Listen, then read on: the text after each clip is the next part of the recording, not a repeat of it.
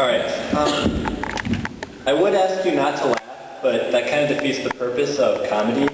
So, you know, jokes, face, whatever, feel free to laugh at it. This thing here says I'm doing a Star Wars monologue, and I guess since it says that, that's what I'm doing. The thing about Star Wars, the thing I've noticed is it's a collection of the oddest characters you will ever find. Star Wars conventions, on the other hand, are collections of the oddest people you will ever find. And some people you wish you'd never found in the first place. But, you know, that's not what I'm really here for tonight. I'm here to talk about the characters. And the first one I want to talk about is Darth Vader. He starts out in episode 1 as this little kid, about maybe yay high, and he just loves to help people out, right? Somewhere along the way, before episode 4, he ended up with 4 limbs cut off, and he became the $6 million man. It's not so much that they replaced parts, it's more that he exchanged his position for a mechanic. And he has his friend, the Emperor, you know, and these two go really well together because all they have to do is do something funny with their hand, and somebody ends up dead.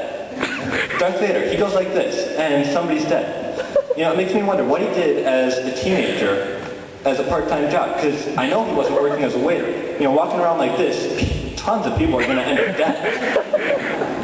The Emperor, on the other hand, he doesn't raise his hand, he just points at something. How does the guy get directions? So yeah, you just go down this street, past that dairy, oh shoot. And of course, you know, those two make up basically the bad guys. You also have the good guys, and the main good guy of the original trilogy is Luke Skywalker. And poor Luke, he's been abandoned ever since he was a kid, and he just wants to go up and fly his little plane around, and he's doing that, flying his plane, trying to shoot down a giant space station, and for the first time in his life, his dad's there, good old Anakin Skywalker. Except he's there to shoot him down. Bit of a downer there. So, he decides he's going to give that up, and he's going to switch over to fencing with a nice glowy sword. Lightsaber glowy sword, it's all the same thing. And his dad's there for that too. In fact, that's when he even finds out that Darth Vader is his dad. And, you know, it's one of those joyous reunions where you wonder, what are they thinking? Luke, I am your father. Well, gee, that's great, Dad. But I'm not going to give you a hug, you just cut my freaking arm off.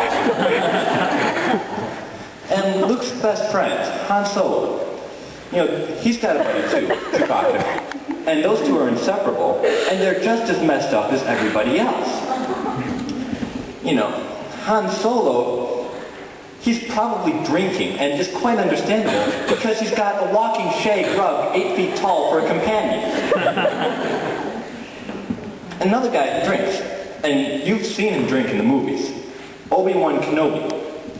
In episode 2, he goes up to the bar, gets a drink while Anakin's looking for an assassin. Big help, that one. In A New Hope, episode 4, he goes and gets a drink and then cuts the guy's arm off. Not somebody you want to screw around with when he's drinking. And I think in between there, he's got to be drinking a lot as well, which makes a lot of sense. He's on Tatooine. He's living out in the middle of the desert. What else is there to do? But the last person I want to mention is a little less messed up than the rest, and yet a little more. He's completely insane, and his manner of speech is very strange. Talks like this, he does. Know him as Yoda, you do. And he's a little green pipsqueak. He's like Kermit on steroids.